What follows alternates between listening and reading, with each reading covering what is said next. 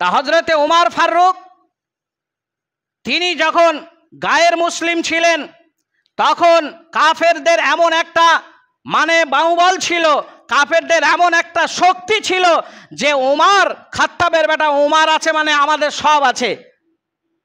ঠিক আমার হাতে যেমন একটা লাঠি দেখছেন, এই লাঠির মতন একটা মোমবাতি নিয়ে আসুন।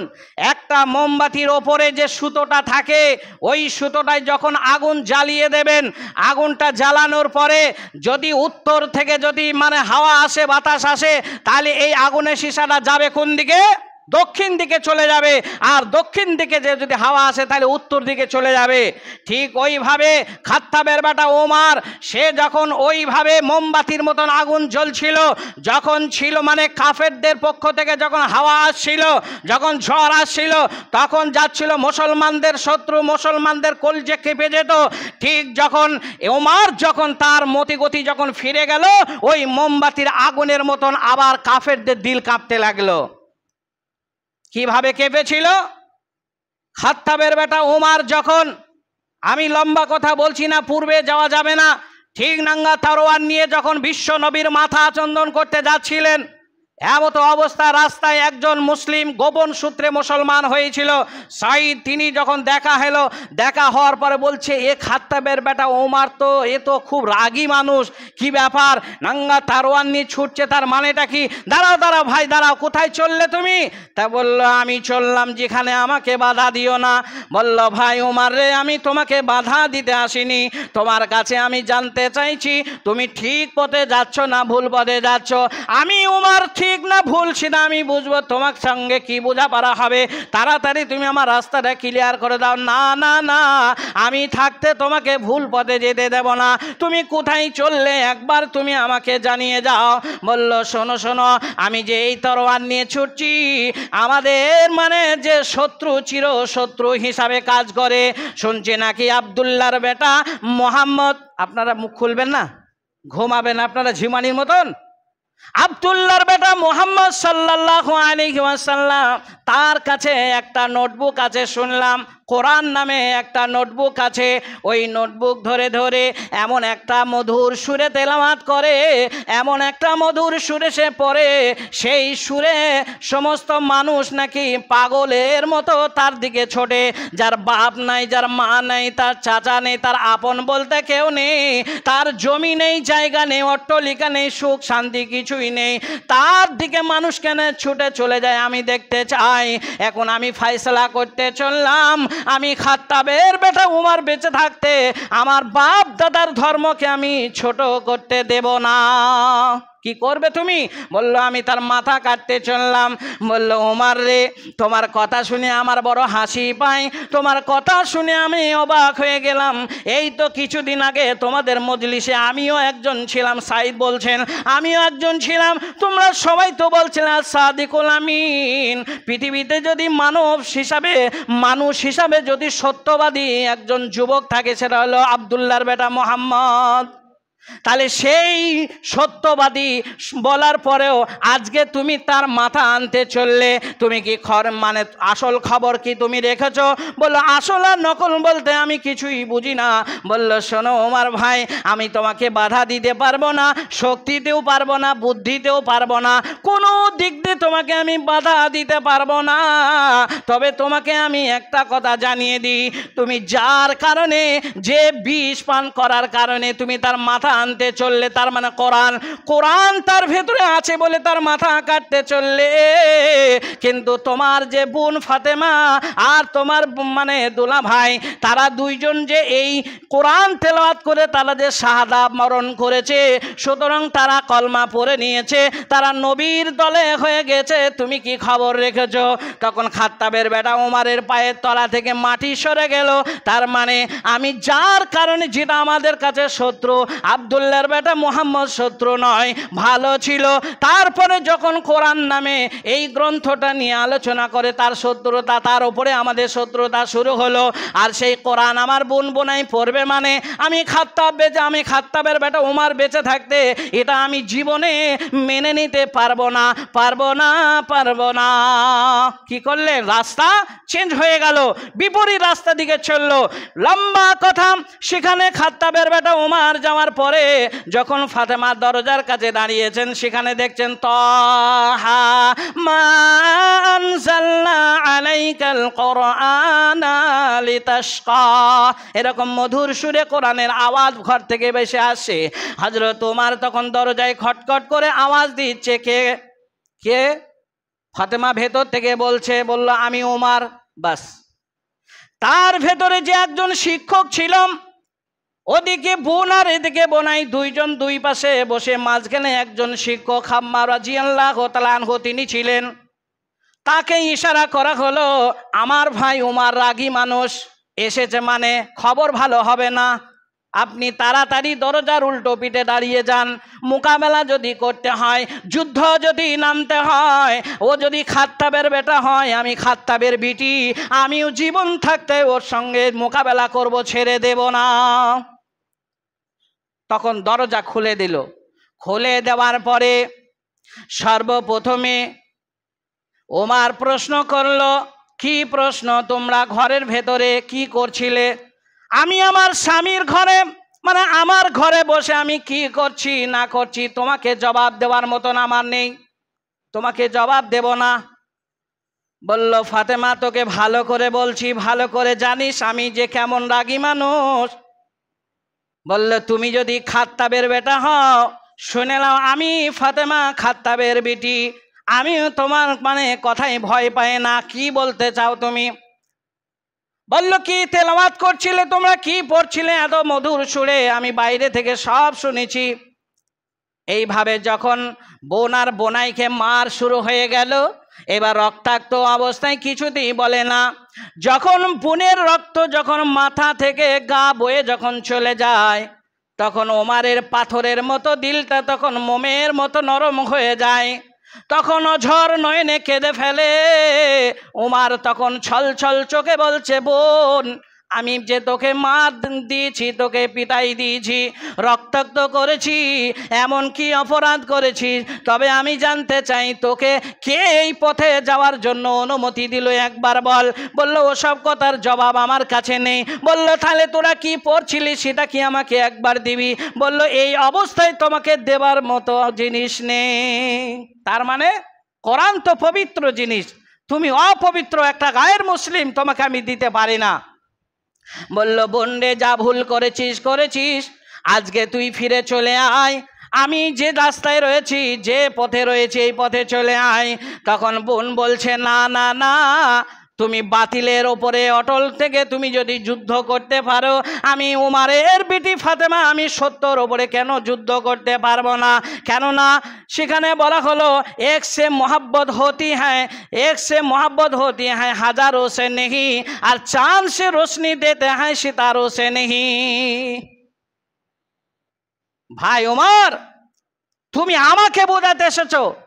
এইভাবে তাদের বোন আর মানে ভাই আর বোনের ভেতরে কথাবাকথন হতে হতে ও দেবে না, এ ছাড়বে না। পবিত্র অবস্থায় যখন দেওয়া হলো সূরা তাহা, কয়েকটি আয়াত তাকে দেওয়া হলো। এবার ওমর তো আপনার মতন আমার মতো কোরআন তেলাওয়াতকারী ছিল না। আমরা কেমন করি গো? আমরা নামাজ পড়ি আলহামদুলিল্লাহি রাব্বিল আলামিন, এর অর্থ জানি না, কার সামনে পড়ছি তা আর কি বলছি আমি, ইমামও জানে না, মুক্তাদিও জানে না। আর রহমান আল্লামাল কোরআন, আমরা তেলাওয়াত করি আর আমরা শুনে যাই, এর অর্থ জানি না, যার কারণে আমাদের মন, আমাদের দিল নরম হয় না।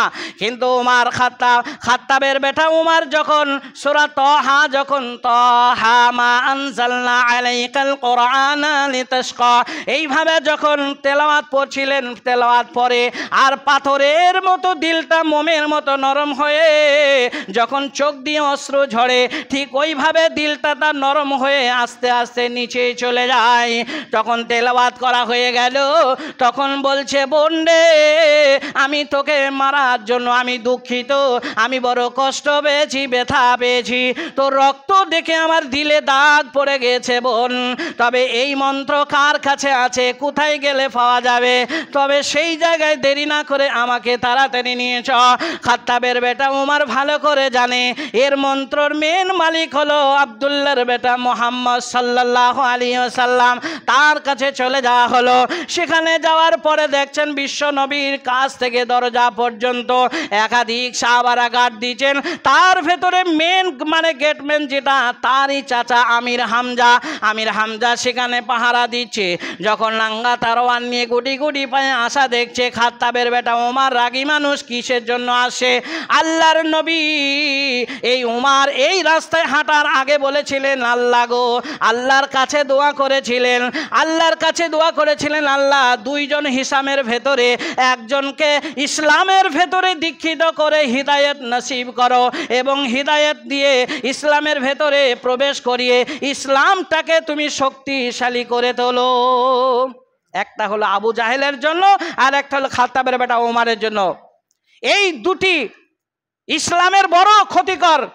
এই দুটির ভেতরে যে কোনো একজন যদি ইসলামে দীক্ষিত হয় তাহলে ইসলাম টিকে থাকবে, নচেত ইসলাম টিকিয়ে রাখা অত সহজ জিনিস নয়। কচুর পাতায় পানির মতো টলমল করছে।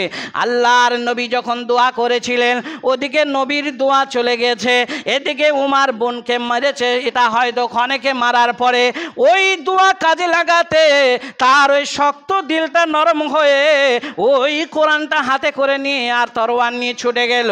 যখন আল্লাহ নবীর দিকে যাচ্ছে, আমির হামজার মতো মানুষ দেখে বলল ঠিক আছে, ওমর যদি ভালো মন নিয়ে আসে তাহলে ভালো, আর খারাপ মন্তব্য যদি থাকে তাকে আর ফিরিয়ে দেওয়া হবে না। আল্লাহর নবী যখন আসতে দেখলেন, আল্লাহর নবী বললেন তোমরা সবাই সরে যাও, ও রাস্তা ক্লিয়ার করে দাও, ও আমার মাথা নিতে আসেনি, মাথা দিতে এসেছে, তোমরা প্রমাণ পেয়ে যাবে। ওমর যখন চলে আসলেন, তরোয়ালটা তখন ওপর দিকে না করে হাতে অস্ত্র থাকলে মানুষ যখন রেগে যায় কোনোদিন দেখবেন না লাঠিটা বা অস্ত্রটা পেছনে থাকে বা নিচে এরকম ঝুলন্ত রাখে। দেখবেন মানুষ যখন রেগে যায় হয় এইভাবে ধরে আছে, নাহলে এরকম ধরে আছে, কিন্তু তরোয়ালটা নিয়ে এরকম ঝুলন্ত অবস্থায় মানে একবারে ফকিরের মতো, অসহায় দুর্বলের মতো এইভাবে হাতে করে নিয়ে ফেলে দিতে পারে না। যখন বিশ্ব নবীর দর্শন পেলেন, পায়ের কাছে আস্তে করে নামিয়ে দিয়ে বললেন ইয়া রাসূলুল্লাহ, আমি যে কত বড় অন্যায় করতে চলেছিলাম, আপনার ওই পবিত্র মাথাটা নেওয়ার জন্য আমি মানে অগ্রসর হয়েছি, এখন বুঝতে পারলাম আমি ভুলেছিলাম, ভুলের পথে আছি, সুতরাং আমাকে দেরি না করে তাড়াতাড়ি আমাকে আপনি কলমা পড়িলেন। আল্লাহর নবী তখন বললেন বলো আশহাদু আল্লা ইলাহা ইল্লাল্লাহু ওয়া আশহাদু আন্না মুহাম্মাদান আবদুহু ওয়া রাসূলুহু। বন্ধুরে আমার, ইসলাম শক্তি পেয়ে গেল, ইসলামের খুঁটিটা শক্তিশালী হয়ে গেল। মাঝে অনেক কথা ছিল, কথাগুলো ছেড়ে দিলাম।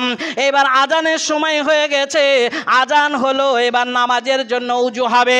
আল্লাহর নবী সাহাবীদেরকে বললেন ওমর তো এখন নতুন মানুষ, নব মুসলিম মানে নতুন মানুষ, এখনো উজু জানে না, গোসল জানে না, আমার উমরকে নিয়ে গিয়ে তোমরা মানে উজু করিয়ে দাও। এবার উজু করার পরে উমর তো জানে না যে নামাজ আদায় করতে হবে। উমর তখন বললেন ইয়া রাসূলুল্লাহ, আমি জানতে চাই এখন উজু করে কি হবে? বলল উজু করে এখন পবিত্র হয়ে আল্লাহকে সেজদা দিয়ে খুশি করতে হবে, তার মানে সালাত আদায় করতে হবে। বলল কোথায় হবে নামাজটা, আজানটা কোথায় হবে? বলল এই ঘরের ভেতরে, এই মানে চার দেওয়ালের ভেতরে হবে, বাহিরে হবে না। তখন খাত্তাবের বেটা উমর বলছেন ইয়া রাসূলুল্লাহ, আমি খাত্তাবের বেটা উমর ইসলামে প্রবেশ করে কি লাভ হলো? খাত্তাবের বেটা উমর আসার পরেও যদি চার দেওয়ালের ভেতরে যদি আজান আর নামাজ হয়, তাহলে আমি খাত্তাবের বেটা উমর আমি ইসলাম কবুল করে কি লাভ হলো? আপনারা চলুন, আমি উমর আগে আগে যাব। নারায়ে তাকবীর কবে থেকে শুরু হয়েছিল বন্ধুরা আমার? এই দেখেন, এই দিন থেকে নারায়ে তাকবীর আল্লাহু আকবার। আজ মুসলমানরা স্লোগানটা স্লোগানটা ভরে গিয়েছে। আজ মুসলমান স্লোগান শিখে নিয়েছে, ইনকিলাব জিন্দাবাদ জিন্দাবাদ, এগুলা মানুষ মুখস্থ করেছে, কিন্তু নারায়ে তাকবীর লিল্লাহে তাকবীর এগুলা ভুলে গেছে। হযরত উমর ফারুক বললেন, ইয়া রাসূলুল্লাহ, আমি আগে আগে যাচ্ছি, আপনারা সবাই আমার পেছনে পেছনে আসুন। এবার উমর খাত্তাবের বেটা উমর সামনে দিয়ে যায়, হাতে অস্ত্র নিয়ে তখন চলে যায়। মক্কার অলিতে গলিতে সেদিন উমর বলেছিলেন, কি বলেছিলেন ভালো করে শুনে নেন। সিংহ তেজা মানুষ আকাশ ছোঁয়া রাগ নিয়ে সেদিন রাস্তা অতিক্রম করে আর গুটি গুটি পেয়ে যায়। ডাইনে বাঁয়ে কোনো মাইক ছিল না, এরকম এলানের কোনো ব্যবস্থা ছিল না। কণ্ঠস্বর এত জোর ছিল, চিৎকার করলে শুধু মানুষ নয় প্রাণী পর্যন্ত থরথর করে কেঁপে উঠত। সেই উমর তখন বলছে, ওগো মক্কাবাসীরাম, কারা তোমার মাকে মায়ের বুক খালি করতে চাও, সন্তানের তোমরা নিজের স্ত্রীকে বিধবা করতে চাও, সন্তানকে বাপ হারা করতে চাও, কে তোমরা রয়েছো? আমি খাত্তাবের বেটা উমর এখন তোমাদের আর নেই, আমি এখন মুসলমানদের অর্থাৎ ইসলাম কবুল করেছি, এখন আমার দিকে আমার সামনে তোমরা মোকাবেলা করতে এসো। এই তাকবীর ধ্বনি দিতে দিতে একবারে চলে গেলেন, সেখানে কাবা ঘরে প্রান্তে চলে গেলেন, সেখানে ছাত্র তো দিয়ে দিলেন, সেখানে আজান নামাজ শুরু হয়ে গেল। বলা যাবে না একবার আলহামদুলিল্লাহ। সেই উমরের ব্যাপারে হাদিস অসংখ্য হাদিস এসেছে। আল্লাহ যদি তৌফিক দেন আপনাদের কাছে একটা একটা করে আলোচনা করব। তবে একটা কথা স্মরণ করে দিই আপনাদেরকে, আল্লাহর নবী ডাইরেক্ট নিজে বলে গেছেন জিন্দা অবস্থায়, কি জানেন? উমর, তোমাকে শুধু মানুষই ভয় পায় না, তোমাকে শুধু মানুষই ভয় পায় না, তোমাকে জিন পর্যন্ত ভয় পায়। তুমি যে রাস্তা দিয়ে আসো জিন সে রাস্তায় যায় না, তোমাকে জিনরা পর্যন্ত ভয় পায়। সুবহানাল্লাহ। উমরকে ভয় পেয়েছিল না তার ইমানি জজবাতে তার ভয় পেয়েছিল? সে উমরের দুটো হাত, দুটো পা, দুটো কান, চোখ সে আপনার আমার মতনই ছিল, কিন্তু ইমান তো আমাদের মতো ছিল না। এরকম টলমলো ইমান তো তার ছিল না। ইমান যখন এনেছিল, আমরা তো বলি ইমান ইমান ইমান ইমান করো রাত দিন, ইমান কি এত সোজা? ইমানদার হয়ে কি কাহো বহে শয়তানি বোঝা? কেউ ইমানদার হয়ে কি শয়তানের ওপরে অটল থাকতে পারে? শয়তানি বিশ্বাসী হয়ে সে কি সমালোচনা করতে পারে? না, ইমানদারের এটা গুণ নয়। ইমানদার সমালোচনা থেকে সরে আসবে, সমালোচনা করবেও না, শুনবেও না, ভালোবাসবে না। তা আল্লাহ যেন আপনাদের আমাদের সকলকে সঠিক জিনিস শোনার পরে যেন হিদায়াত নসিব করে। আল্লাহ যেন আমাদের সকলকে সুস্থতা দান করে।